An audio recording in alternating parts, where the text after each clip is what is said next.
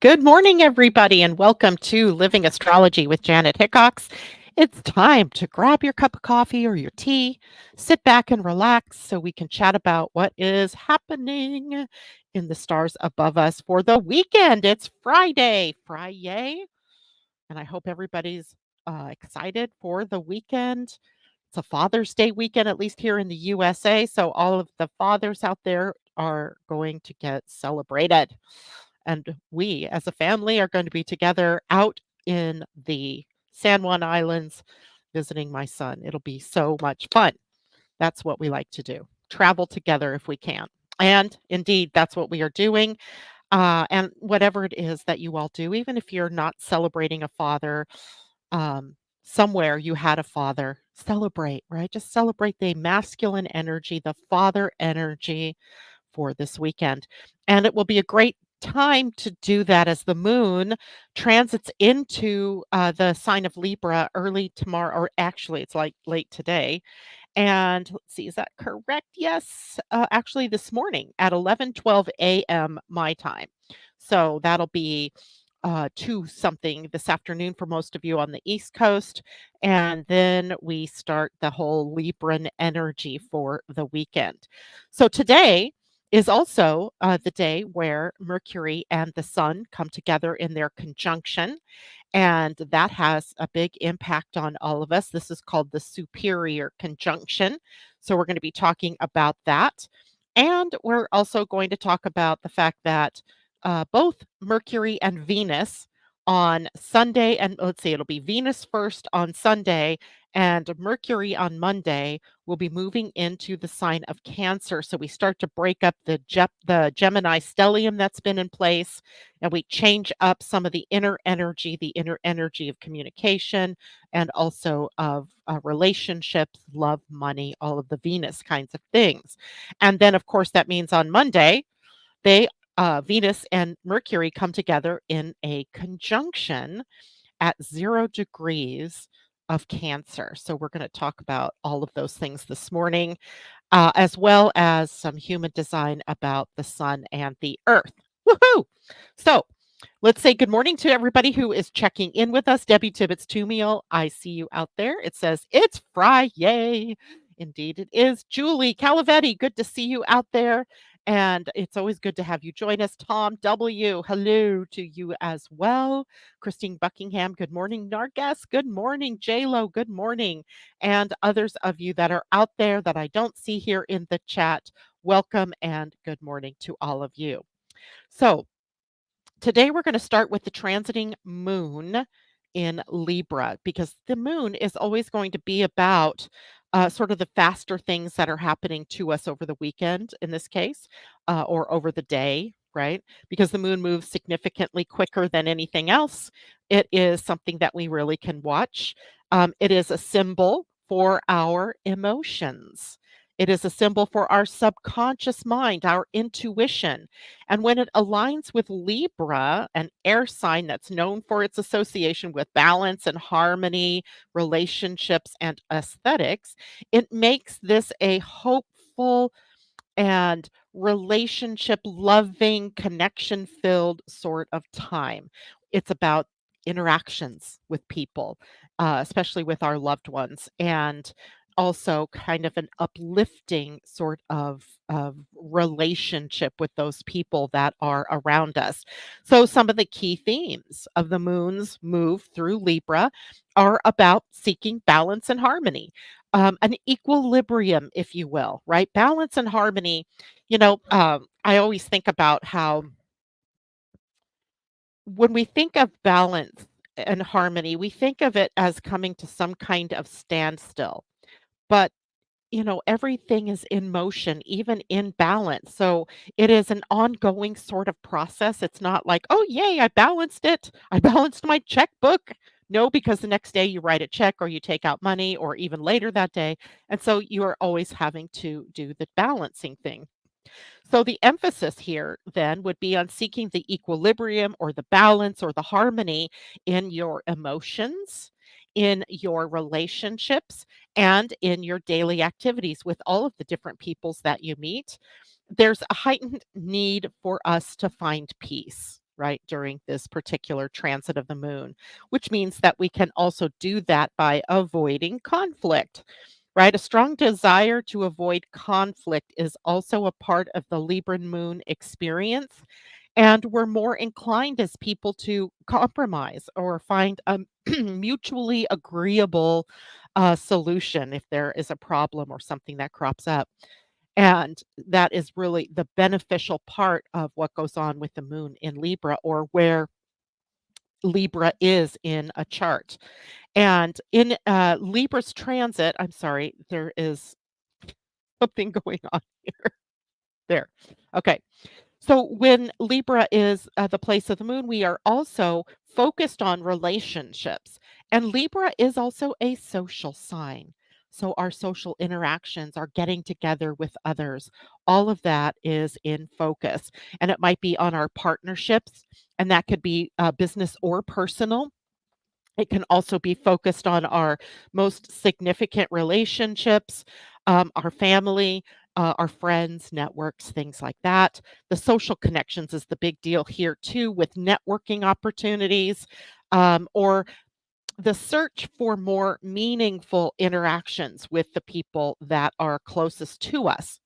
But then Libra is ruled by Venus. And so that also takes us into the beauty, the artistry, the aesthetics of things. So we have maybe a heightened appreciation for beauty and for art and for all of those things that really make us feel good, that we connect to on a beautifying level.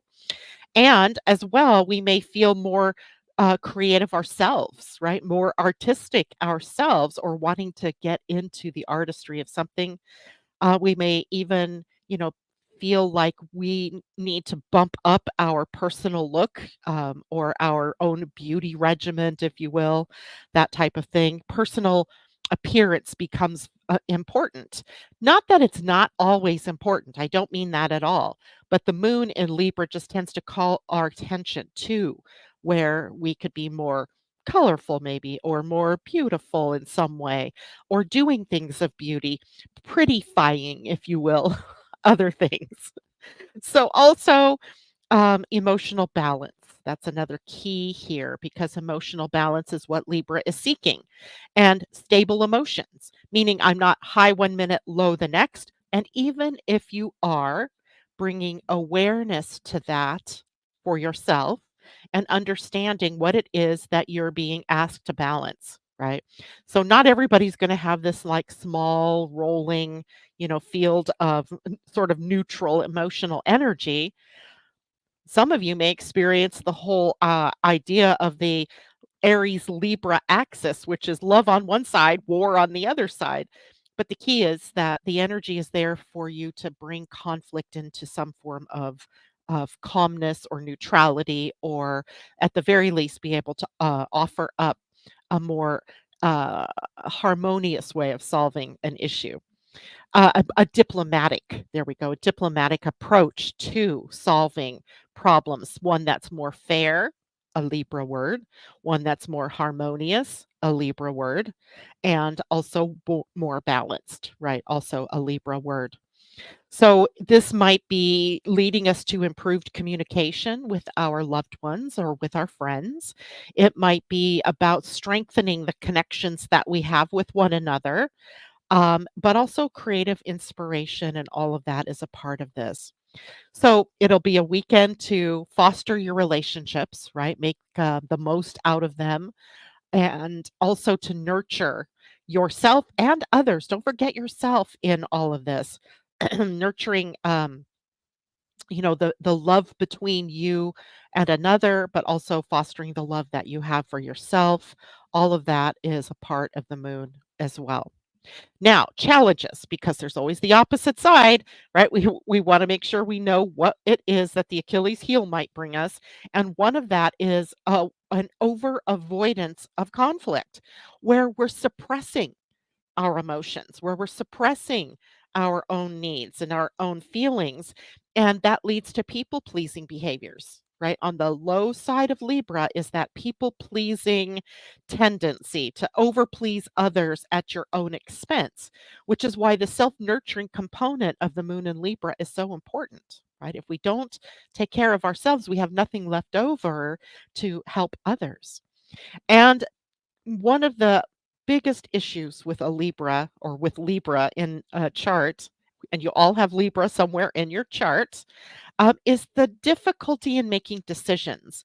Libra has an indecisive streak, and that comes from their need to want to be fair and just in everything that they do. It comes from the ability they have to see all facets of a decision, and then overthinking the process, right? Overthinking, what each particular solution might hold. So you can get into your head. So you want to be careful about being indecisive or avoiding some of the conflict energy that might be showing up. So it's a good moon with a couple of little caveats, little things to watch out for. And now, emphasize the balance and the harmony in your relationships as we go through this particular weekend. So, good morning, Terry Strauss. Good to see you. Mia Bella and I are listening. Hello, Mia Bella. Is it one person or is it Mia and Bella or Mia Bella? Either way, I love the name. Now, the biggest news, of course, that I have been wanting to talk to you about, I tried to bring it up on Monday, but we had too many other things to go on to, was about the superior conjunction of the planet Mercury to the sun. And there are two conjunctions that are a part of each Mercury cycle, and they have a different characteristic to them. So the inferior conjunction, which means that the Mercury is on our side of the sun, so Earth, Mercury, Sun. If you had a lineup, right? Earth, Mercury, Sun. That can only happen when Mercury is in retrograde. So during the retrograde cycle, we have this new moon effect that comes up with the planet Mercury and the sun. And so that is the beginning of that Mercury cycle. And it's kind of, upside down thinking because it happens while the planet is in retrograde. And then we get to halfway through the cycle of the Mercury retrograde cycle. So from Mercury retrograde to Mercury retrograde again, we have this halfway cycle of the superior conjunction. And that's where the planet Mercury is on the far side of the sun. So then we have Earth, Sun, Mercury. So we don't see Mercury right now, right? He's hidden, he's behind the sun. Or he's in the glare of the sun is how we also could see it. And it's just too much. We can't see him because the sun's bright. And that is equatable to the full moon, let's say, where things come into fullness and the fullness of of that Mercury cycle. So what was planted at the inferior conjunction, i.e., the new moon or the new Mercury, we'll call it, um, comes to fullness with this time, the superior conjunction or the full moon, full Mercury cycle. And the interesting thing is that the mechanisms are pretty much the same, right? Just not moon related, but more Mercury related.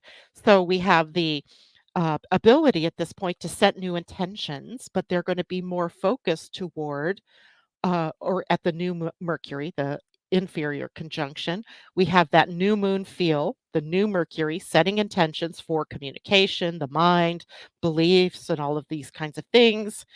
And then we get to the full Mercury where we are now. And some of those intentions or those things, lessons that we've been working on are coming into their fullness, right? They're coming out in a way that we can really see the impact more fully of what Mercury has been bringing us. And the Mercury, the superior conjunction is actually happening in the later degrees of Gemini.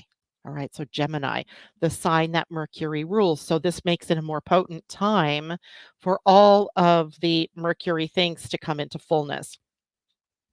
So during a superior conjunction, remember things are coming into fullness, which also means there could be breakthroughs, there could be insight, there can be those aha light bulb moments, right? Where we're like, oh, that's, what we were supposed to say. That was the message, or those types of things. It brings clarity, right? There's an enhanced sense of communication, of the intellect or the mind, of our thinking processes. And that can bring us this clarity of thought, especially because this is happening in the sign of Gemini. And it also can heighten your ability to think faster, to think more clearly, right? To get the idea to action done much faster, or let's say the idea to the mouth and then spoken faster. It is a time for effective communication. It is a time for an exchange of ideas. And it brings that clarity to the surface so we know what it is that we're here to talk about at this point in time.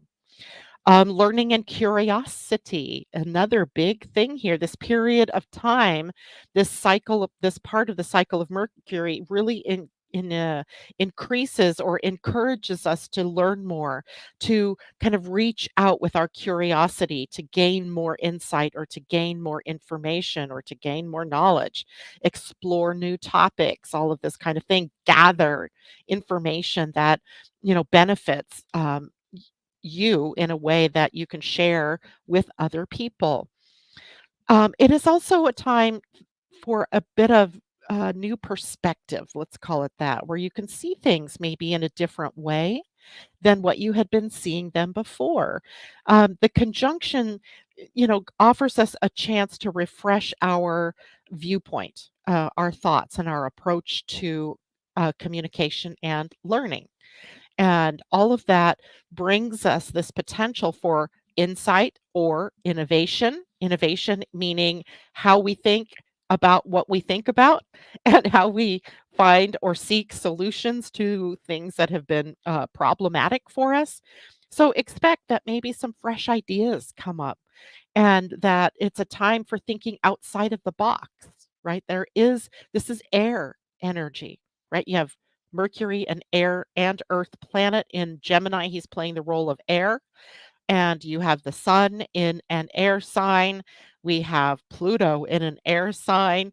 And the moon is going to be in an air sign. So lots of mind energy moving through each of us, right? No matter, whether you're an air sign or not. And you could look, by the way, to your own astrology chart to where Gemini is. Whatever house that Gemini is in is where this will be focusing energy for you. Okay. So it might be like, let's see, Gemini's in my 12th house. So that would be more introspection and more ability to tap into the spiritual quality of things. And sorry, my cat has kitty kitties and she is totally running up and down behind me and around me and then out the door, in the other door. She's cracking me up. It's hard to focus when she's playing like that. All right. So think outside the box, I guess is where I was going with this, and try to discover a new perspective in everything, right? Even even if there's been a part of you that's been held back or limited or hasn't had clarity around something, this is a great time to get that. Oh, I was talking about the houses. So let's say you have Mercury, or not Mercury, but Gemini in your fifth house, right? That's the house of creativity. And given that we have um, some very creative energies going on with Venus and Mercury coming up, maybe it's time for that great imagination to, bring forth into the physical world something that you've been thinking about doing. Maybe it's in your seventh house of relationship, and where you can find some really good new beginnings or new perspectives is in how you communicate with those closest to you. So, wherever it is in your chart, it is impacting you. It's just going to be different for you based on where it is in your astrology chart. Now, there's also the social connecting piece of this and the networking piece of this, and we've been talking about this anyway, because with all of those planets in Gemini, it has really been about how do we come together socially? How do we come together in groups or in family or in friendships, that kind of thing. So This also can point us in the direction of strengthening our relationships with the people that we have in our social circles. It's a good time to strengthen the relationships, the networks, and then to find ways to collaborate with others in some way, right? And it might be work related, it might be home related. It doesn't have to be, in a job sort of focus. And it's a time to engage in meaningful conversations with people, right? This can lead to better understanding and stronger connection, which is kind of the big theme of the weekend, the big theme of this particular conjunction. And so focus on clear expression. Make an effort to be able to express your ideas clearly and effectively, right? That is a big deal here. Using words, whether it's in writing, speaking, if it's texting, if it's emails, all of those ways, clarity is the key. Being clear about what you're saying and active listening. I always want to remind you and myself, I have to remind myself this as well, that one half of effective communication is effective listening. Active listening, I think they call it, where you're actively paying attention to what those people around you are saying so that it enhances your understanding. And that also builds stronger relationships when people that you are talking to or that you're in conversation with, they feel heard, seen, valued, recognized, right? This is also another indicator of timing to pursue education or research and exploring different topics of interest to you and to reach outside of yourself. Use that curiosity to find out more. I've been watching my husband over the last couple of weeks because it's been really funny that he's always very curious about things and he'll follow different stories. Like if he sees an article or something on Facebook and he'll click on it and he'll follow it.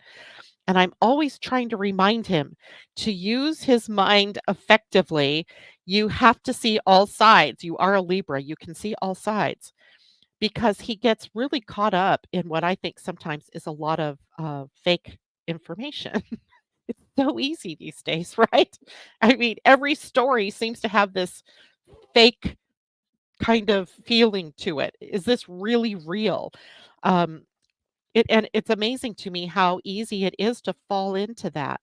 So one of the things that the superior conjunction here can bring us is this ability to really look deeper, to follow the threads of a story, to really suss out what's real and what's not real, right? What's fake and what is truth. And of course, a lot of that is based on your own intuition and your own understanding of things. But if you're allowing your curiosity to guide you into new information, just remember too that you also have the intellect to determine if what you're finding is real or not. Is it important to you or not? Right? What I don't want everybody to do is just start collecting all of the stuff and letting it sit in your head and causing this whole, need for a mind dump, right? So be careful. Just be careful. Um, Collaboration, networking, I think we already talked about that. That's a real important part of the conjunction. Now, challenges to look out for in a conjunction of Mercury and the Sun in Gemini. And that is information overload. It's what I was alluding to just a few minutes ago here, where we're going out and we're pulling in a bunch of information, but is it the right information? Is it even necessary? Does it add to your understanding of a topic? If not, let it go, right? Because your mind can only hold so much. So, with the abundance of ideas and information, it's real easy to get overwhelmed or to start to scatter your energy, your focus, because there's just too much. So, prioritize what's most important and then focus on manageable chunks of information, right? It's the difference between a book that's this size, right? That size, or a book that's this size, right? I might be able to digest this one quicker at this point, and this one I might have to prioritize as a longer read, right? Of an exploration that will take more time to move through, right? That's the key here. Avoid distractions as well. It's real easy right now to get distracted, right, by a million different things. I've had to make a concerted effort. You can't see it here, but mostly because I can't find it at the moment. But I have lists of things that I've prioritized so that I don't get distracted, right? And I still get distracted. It's just what happens, right? But if you have at least some kind of of strategy or some kind of list. Now, some of you might take a list to the nth degree. I'm not that kind of person. If you're someone who takes lists and you never get done or free of the list, this might not be the best thing for you to do. But if you can kind of strategize, what's the most important in the biggest context, right? Um, so that you don't get overwhelmed with this plethora of information that is out there. And we also have to watch for superficiality. There's a sense sometimes with a Gemini that we just brush the top, right? We get that width of knowledge instead of the depth of knowledge. So we want to watch out for just the superficial learning. You can't just read one chapter on something and think you know it, right? And then attempt to share that. You can share, oh, this is what I've learned so far, but there's so much more I could teach you, or that type of thing, or talk to you about. But just remember, aim for depth through being able to comprehend the information um, as a way to help you learn something in a deeper way, right? Just don't brush the top and say, oh, yep, I know gene keys now, or oh, yeah, I know this now, right? Take it a little deeper. Meditation and mindfulness can be very helpful during this period of time. This conjunction, plus uh, the next steps that happen along our way. And this mental clarity is very possible, but if your mind is cluttered with too much, then mental clarity remains elusive.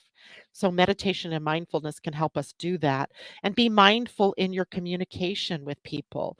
Have your focus set on what it is that you're saying, or on, the relationship that you're building, so that both your words and your responses to what other people are saying have meaning, right? You're not just, yeah, uh-huh, yeah, I got it. Yep, yep, getcha. Do you really? Right? So being mindful in your communication. Journaling and reflection, of course, always are a possible way to help us through some of the crazy. Goal setting. This is a great time for goal setting, actually. Being able to see what my next steps might be in my strategy and my overall strategy. And then, of course, networking and all of that. We've got all of this Gemini socializing ability. We might as well actively use it in a way to promote relationships, right? All right. Questions about any of that? Let's see. Good morning, Catherine Worcester. Asa, hello, my friend. J Lo says she is feeling all this air energy. I'm definitely. Definitely. J Lo says, "Yes, Janet, me also. I started yesterday doing the same." Very good. In fact, one of my actions that I've been doing lately is cleaning up my mailing list. These are very boring activities to me, but they're very necessary. And the moon has been in Virgo, right? These last couple of days. So it's been really good to go through all of these things. And I realized, things I've been leaving out and what have you. So it's been very good. But there was a tendency that I had to just overly focus on that because I could see the results of my efforts so quickly. But I had many other things I needed to do too. So having a list or a strategy for doing these things, like for the next hour or two, I'm going to work on this. And then I'm going to go over here and I'm going to work on this, so that you don't just get caught in wash, rinse, repeat. Sometimes the easy things are the easiest things to do, and yet we can get caught up in doing them and not get anything else done. Terry says, OMG, my list have list. I must have list. The desire to have no list is overwhelming every day. Good morning, Patty. Yeah, and Terry, because you're a reflector, I know that all of your centers are open They're all white, in other words, for those of you who understand human design astrology. And so the root center, which is where the list making energy resides in our human design, um, is caught up for you in pressure. And it's the pressure to get things done. You're being pressured both from the root center and from the head center, to answer questions, to understand things, and then to do things. So for you, a list, it's not that it's a bad thing for you to have a list, because that's not quite true. But if your list is getting so long that you never get to the end of it, then it brings up that feeling of, I'm just working to be free of this list. And then feeling guilty when, you don't have everything on the list finished. Unfortunately, the list kept growing, right? So don't fall prey to that. Take the time to have some rest, to play, to balance, right? Everything in your life. All right, cool. Now, if anybody has any questions about Mercury, the conjunction to the sun, Mercury and Gemini, let me know in the chat and I'll come back. Terry says, mic drop, Janet. Boom. I don't have a mic. Well, I do, but it's connected. Can't drop it. Let's go on to transiting Venus in Cancer and talk a little bit about that. That is a weekend. Oh, I thought. Hmm. Uh, before I do that, let's talk about some things to do with the human design weekend. Today, actually, or yesterday, the sun moved into the gate 12, and that's the last of the Gemini gates before we get to the sign of Cancer. Can you believe that? Next week we move into Cancer. It'll be the summer solstice for the northern hemisphere. Uh, Summer, what is that? Fall for the southern hemisphere. Winter. Sorry, winter for those of you that live below the equator. And it brings up then this very last energy of what is going to be either manifested, communicated, brought to life through your human design. And the gate 12 is interesting because it's called the gate of the channel. And it is on the throat center, as most all of the Gemini gates have been on the throat center.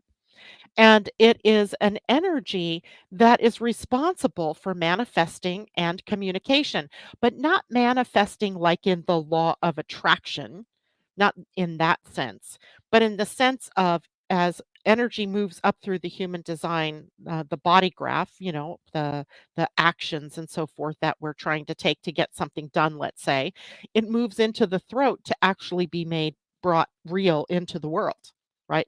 Communication, right? The word brings it to life. So it's your ideas and things like that coming up to the throat for manifesting. And its primary function, the gate 12's primary function, is and the throat's primary function, if you will, is to communicate effectively, especially in a way that reflects your own true self and your own unique perspective. So when we have the sun at the gate 12, that perspective is one where messages might be coming in from the divine, from your higher self, and it's not always traceable as to where that information is coming from. So you just have to have faith, value that wherever it is coming from, that it is appropriate for you. The gate 12 focuses on how we choose to express our thoughts and feelings and creative ideas. It's about ensuring that what is communicated is authentic and impactful. So, in a way, the gate 12 helps us to be, I'm going to say, kind of chameleons in how we express ourselves, because we can moderate or modulate what the message is based on who it is that we're around. And I have the sun at gate 12 myself, so I know this, right? I can be with someone who's really, outgoing and loud, and I can become that way. as well. I'm matching, their energy. And if they're quiet and reserved, then I become more quiet and reserved. It's an interesting gate for all of us because often when you are in communication with someone, if you have mismatched tones, let's say, or mismatched ways of approaching, it can make it harder to communicate. But with the sun at gate 12, all of us can be easily matching our tone and the words we use, how we say what we say to the person so that they can more easily receive the message. But you're also hoping that other people are doing the same so that you more easily receive the message. So, our individuality is also highlighted with the sun in this gate because it's important to bring your unique voice to the table, right? To the collective. Your perspective is going to be different from my perspective, is going to be different from your family's perspective.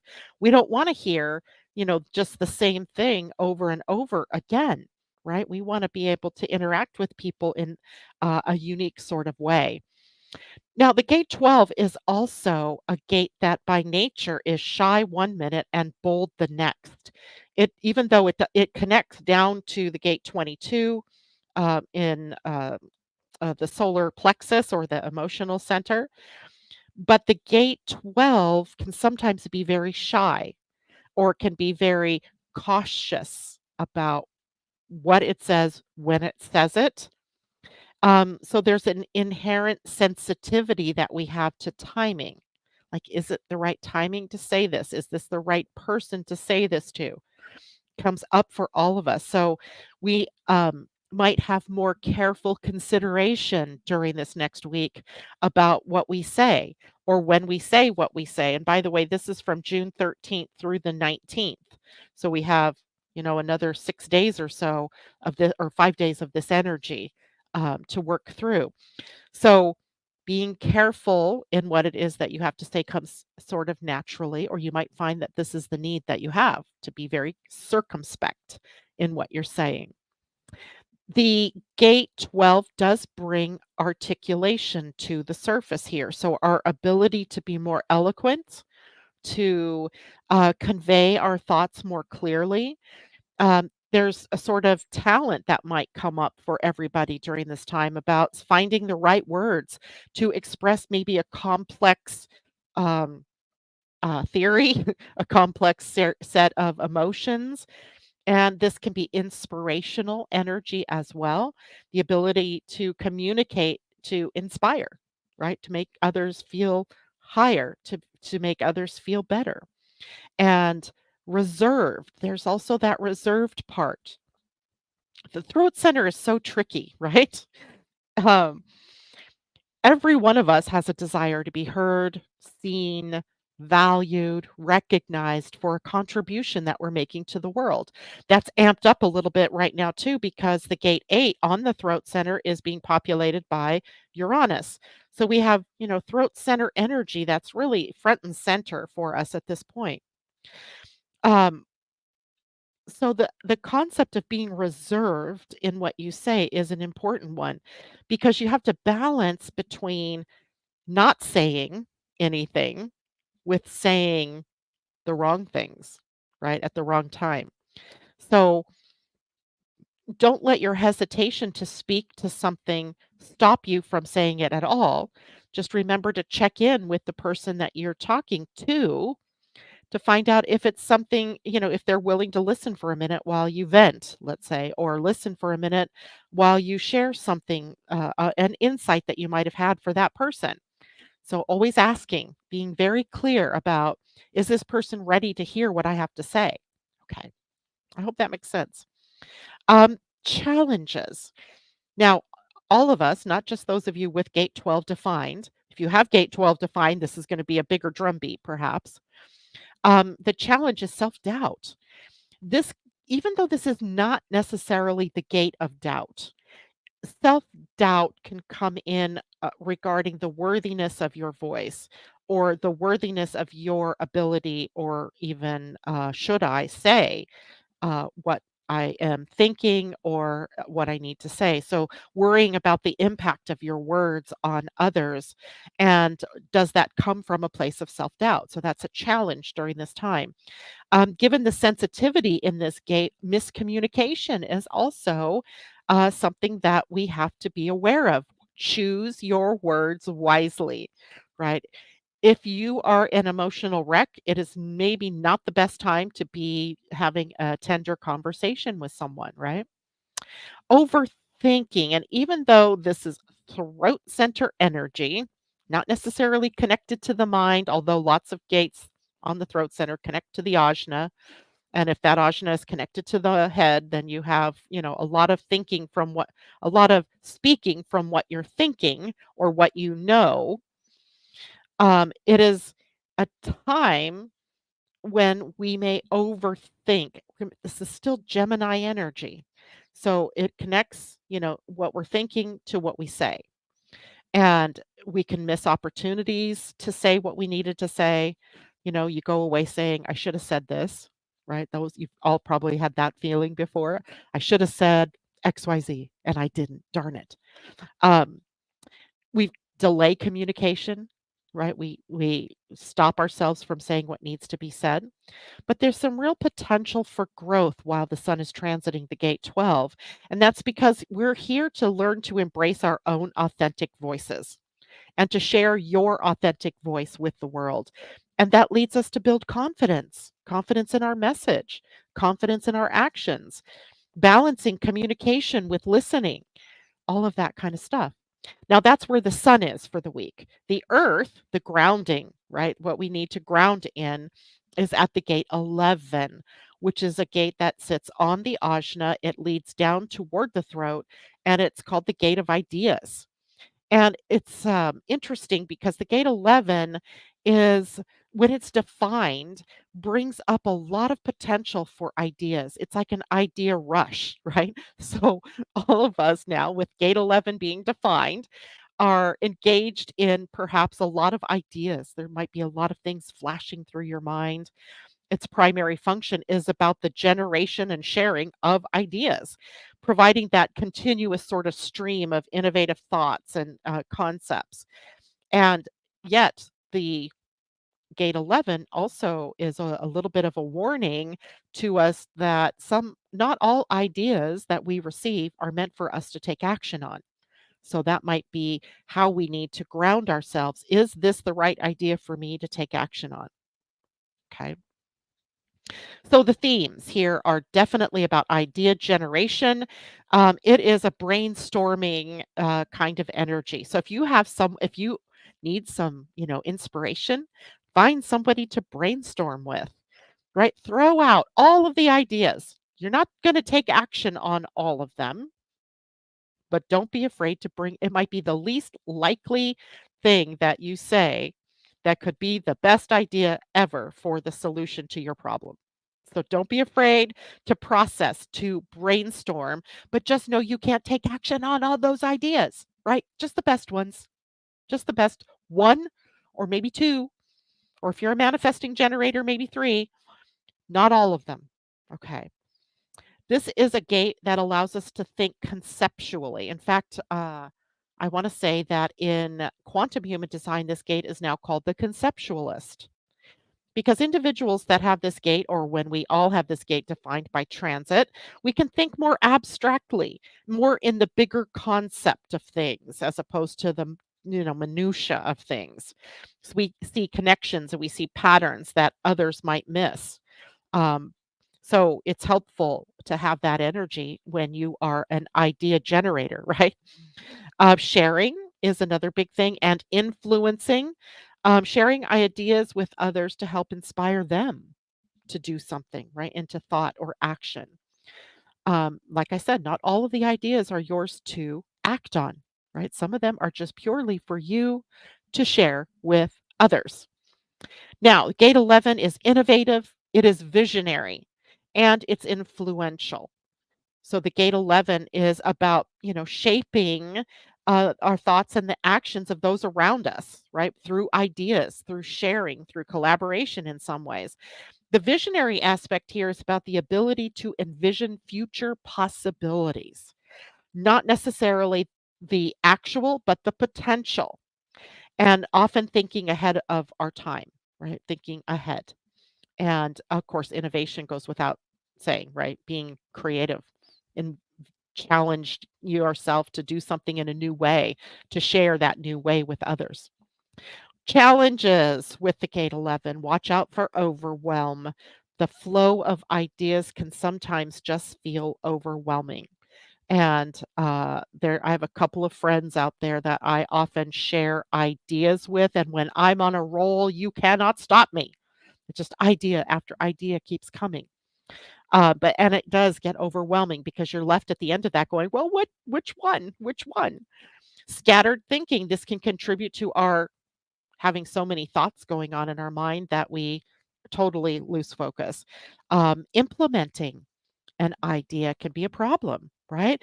Turning that abstract idea or that concept into an actionable plan can be very challenging now because you're seeing the big picture, perhaps missing the details. So be careful with that. It might require collaboration on your part with someone else that hopefully has a gate 62, perhaps, where they can help ground in some details. And they're like, oh, yeah, you've got the big picture down, but what about this?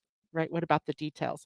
But there's a lot of potential growth for us in this week between the sun at gate 12, driving communication, creativity, and communication, as well as the gate 11 with ideas. We're bringing these out and up and out to the world. So, woohoo, right? Okay. So, good morning, Terry, my Terry, and good morning, Christine. She says, I have 22 defined. So, if you have gate 22 defined, that's called the gate of grace. And that sits on the solar plexus, right? The solar plexus is the center for emotional energy. And now with the sun at gate 12, voila, we have a connection because the 12 and the 22 form a channel. And it means that there may be a lot of emotional energy that's coming out in your voice, Christine. And being very careful then about when you're feeling it, when you're feeling like it's okay to speak versus when you're not, because it could be very difficult if you're not feeling it. Like if you're feeling very shy or reserved, um, the words might not come, right? Or the energy might not come to the surface in the way that you thought it would be. You might feel like running and hiding, especially if you're a hermit in your profile. And on the other side, if it's bold energy, it's ready to be said, right? People are ready to receive it. So you always have to go in and ask yourself, how am I feeling? Especially right now, how am I feeling about this? If I'm feeling comfortable and bold, boom, it's time to share. If I'm feeling reserved or shy, it might not be the right time or these aren't the right people to share with. So keep that in mind. Yes, let's go to transiting Venus in Cancer because it's already 10 to 9. I don't know where the time goes. So, Sunday, Venus moves into Cancer, followed by Monday, Mercury's move into Cancer, and on Monday, Venus and Mercury conjunct in Cancer. So, there's an energy shift that's going on, right? Anytime the inner planets change signs, we feel it because the inner planets are us. The impact is on us. So, when Venus transits through Cancer, she's bringing her love, beauty, harmony, financial, emotional, and protective, and or not protective energies, but she's bringing those to the emotional energy of Cancer. She's bringing that to the nurturing qualities of Cancer. So the themes of emotional connection, of domestic like comfort or a family, home, and sentimental attachment that we have to things or people, nostalgia gets ramped up with Venus's connection there. But Venus in Cancer heightens the need for us to be in an intimate and connected relationship with those people around us, to to feel secure, to feel, I'm going to throw out a whole nother word, to feel like we belong with someone or someone's, either in our family, in our friendship network, and so forth. So it turns out that Venus in Cancer is a time for us to nurture our relationships, much like we started the show with the moon in Libra, nurture relationships and partnerships, and feel we might feel personally more nurturing or more protective and caring towards the people that we love. And we want to be more warm and supportive of those that we love. The focus is also on the home. So we might want to be making our homes feel more homey, more comfortable. With Venus in Cancer, we may feel inspired. Venus is about beauty and aesthetics, right? And Cancer is home. So beautifying the comfort of our living space, of our home. Maybe we want to make it a sanctuary of peace and warmth, or that homey feeling through smells or through cooking, or all of the things that invite sort of the sense or the feel of being at home. The other Venus is also going to trigger perhaps sentimentality, memories of the past. That's where nostalgia comes in, right? There's this um, Cancer is a sign anyway that's deeply connected to the past, to our memories, of home and family, of our childhood. And during the transit, we might find ourselves feeling that nostalgia of reflecting on our past relationships, experiences, and being more sentimental. Um, I can expect probably I'm going to cry more during that period of time. All of you might find yourselves more emotionally responsive to different things that are going on. Be be aware too of emotional issues coming up from the past, from your childhood, coming forward, that can be upsetting, but need to be processed. Right? It's a time to process through all of that. Now, Venus rules finances, and Cancer tends to focus on security, financial security, and stability. So, especially when it's related to home and family, right? And taking care of the home first. So, we might be inclined to save more money during a Venus in Cancer transit. Me might be more inclined to invest in things that bring us more security, more safety, or things that enhance the home, right? That make a home feel more comfy. So this period encourages us to be very thoughtful about financial planning, about your spending, like, balancing the budget kind of thing. And what you're looking for are, as it relates to finances, are the things that bring you long-term security and comfort for you and your loved ones. So the practical side of all of this Venus energy is about spending quality time with the people you love, right? Expressing your care, expressing, and that through might be through feeding or doing something for someone, right? Taking care. How do you express that? Maybe it's just you need to lend an ear and listen to somebody. Um, Enhance your home environment. Create a cozy space. I've been kind of on a uh, decluttering kick. So I'm trying to organize things. That's a Cancer deal too, right? So decluttering, cleaning, making it more comfortable, all of that. So create cozy spaces if you can. Embrace that sentimentality, right? Reflect on memories, the good ones, and if there are negative ones, what is can you change the story somehow, right? How you've responded to that. Reconnect with the past, maybe from friends from your past, or people that you haven't talked to in a long time, and focus on that financial security by saving or investing your money wisely. And on the other side, budgeting, perhaps, right? Cleaning up the budget, and watch out for being over sentimental. You don't want to cling to the past. A lot of times we get caught up, when we're in this nostalgic mode, we get caught up in the past, wishing for those good old days, right? They always seem better in from our position here now, looking back. Sometimes those memories like feel overly good, and we yearn to go back, but we can't go back. We're living in the present, so that's one thing to watch out for. Watch out for emotional overwhelm. Venus in Cancer, Mercury in Cancer. The sun will move into Cancer, so we are moving into a lot of emotional energy. So practice self-care.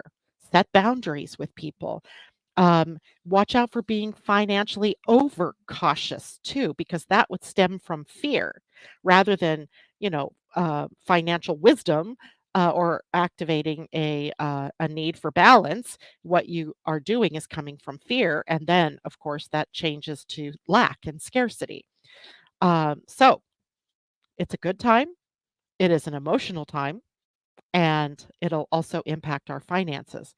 Now, with Mercury moving into Cancer, now the emotional themes come to communication, right? To how we think, to how we speak. And communication during this transit is highlighted more by the emotional and heartfelt tones that we take with others. And people, all of us people, are all going to have Venus in Cancer and Mercury in Cancer come Monday. And all of us will express our thoughts and our feelings, perhaps with greater sensitivity, or at least that's the hope, right?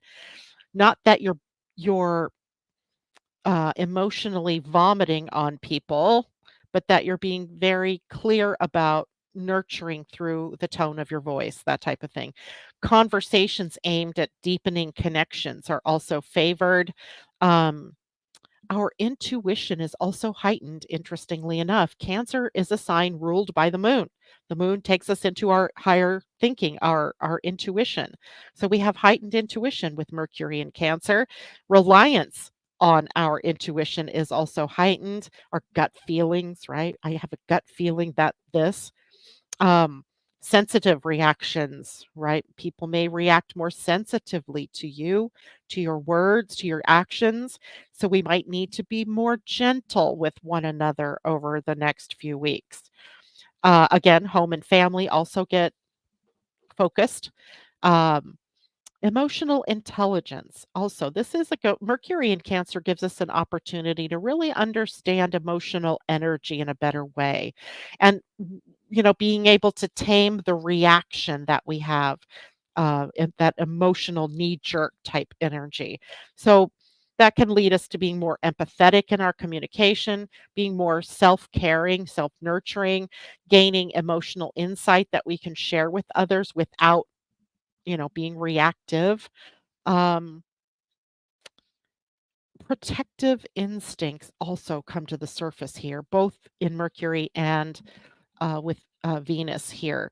So being more protective about what you say, right? How you interact with people, an instinct to prioritizing other people's feelings, but don't take that too far, because if you're prioritizing how someone else might feel, then you're sort of negating your own emotions. Got to balance that. Be cautious, yes, in what you say, but don't dismiss your own feelings during this period of time. So watch out for oversensitivity, right? Your mind may leap to what you think they are meaning when they say something, and it may or may not be true. Um, Read between the lines. I think that gets heightened during this period of time. But you must be careful that when you're reading between the lines, that you're not inserting your own um, thoughts into it, or your own words into it in a way that isn't what the person's said, in the spirit of what the person said. So be cautious with all of that. So, hi, Corey. It's good to see you. JLo says it was coming for me yesterday. I felt the literal shift and my throat is raspy a bit today. Yeah. The throat's been very activated, like, for weeks now, so it's not surprising, and the throat will get activated again with Leo energy as we get, that energy rolling. Let's see if I can pull us a couple of cards. I'm gonna pull us, I don't know, a dragon. I'm gonna pull us a dragon and an angel, right? Dragon for the proactive, activating, manifesting, outward focused, and then the angel for the more passive or more caring and nurturing energy, although the dragons are nurturing in their own way as well. Just had to say that. Okay. Oh, so dragons, what is it that we can focus our doing on for the weekend, for the next few transits that are coming up? Oof, God. Gold and silver, violet flame dragon. I don't know if we've ever had this one, but it's very pretty. Gold and silver, violet flame dragon transmutes the old around you with, it got blurry on the screen, sorry, with wisdom and grace. And it says at the bottom, it's time for transmutation, magic, and healing. Offer service under grace. That's a great 22 word. Gate 22. Okay, let's take a look. Gold and silver, violet dragon. That's a lot. Gold, that's a fifth dimensional dragon. And here we go. Fifth dimensional gold and silver violet flame dragons are powerful alchemists. That word keeps coming up for me lately. That's funny. When they come to us, they transmute the old and allow magic and wonder to be revealed in its place. These glorious dragons work with Archangel Zadkiel and Saint Germain, the Lord of Civilization, and automatically link us to them when we call them in. Saint Germain was a great magician and dragon master. When we speak his name, a great light touches us. Archangel Zadkiel, too, illuminates us and the dragons when we call him in. The dragons then surround us in gold, silver, and violet flames of wisdom, grace, and transmutation. The violet flames transmute the old and raise the frequency to a higher level. The silver ones bring in divine feminine grace, and the gold ones saturate us with wisdom. Ooh, that feels good. This card suggests it's time to let go of an aspect of your life that is no longer serving you. Ask the gold and silver violet flame dragons to clear the thought of it totally from your energy fields. Sense or feel them etherically burning up the old. Then ask them to replace it with new and joyful possibilities that come to you at a higher frequency. When you connect with these dragons, you have a wonderful opportunity for service work. You can send them under the law of grace to any person or place that needs transformation. Remember, you will also be working with Saint Germain and Archangel Zadkiel, who will illuminate you. So take a few moments now to direct these dragons to heal people, places, situations, and the world. Love it. I love it. Love it. Okay, now let's look at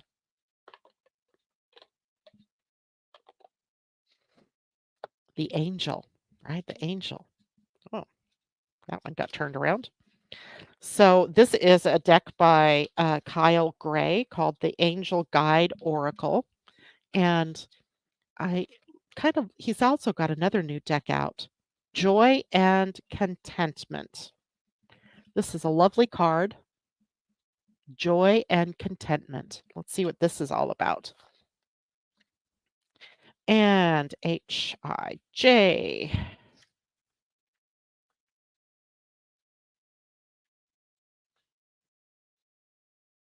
Oh, because I don't know the alphabet. Okay, joy and, and contentment, your message. Be here now. Enjoy the present moment and all of the positive experiences that have unfolded and are continuing to unfold. A wave of contentment is washing over your life. Contentment is about taking time to reflect on your situation, enjoy the moment, and trust that you are always being guided. Your angel team is encouraging you to follow your heart now. Do what makes your heart and soul sing. Do what makes you smile, dance, and rejoice in the glory of life. Your angel guide is encouraging you to live your life fully. Know that your ultimate purpose is to live joyfully, and through the expression of your joy, you will reach a state of bliss and contentment. Happiness is the key to inner peace, and you are being given an opportunity to experience it now. The extended message says, if you find yourself feeling sad, drained, or overwhelmed, know that this is all about to change. In order to usher positive energy into your life, your angels are encouraging you to do what makes you feel alive. Whether you are drawn to pursuing a hobby, spending time in nature or with loved ones, or even having a digital detox, that's a good one. You are being guided to make those moves now. Anything that makes you feel positive, blessed, and joyful will support you in magnetizing more of these feelings and experiences into your life. Your angels are waiting to shine their light and love on your world. So call on them to bring that love in now. Two awesome cards, the dragon and the angel. Woohoo, woohoo. All right. Well, That is it for me this morning. Thank you all for being with me, and I look forward to seeing you on Monday. Bye for now.